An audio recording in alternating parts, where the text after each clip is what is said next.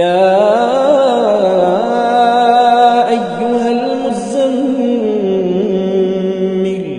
قم الليل إلا قليلا نصفه أو انقص منه قليلا أو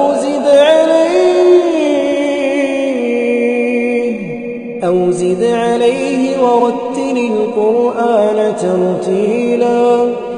إنا سنلقي عليك قولا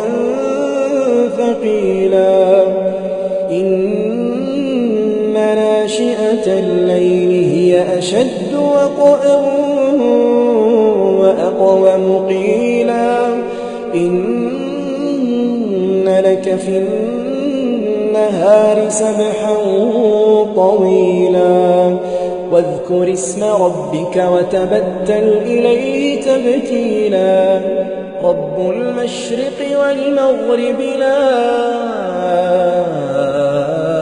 إله إلا هو فاتخذه وكيلا واصبر على ما يقولون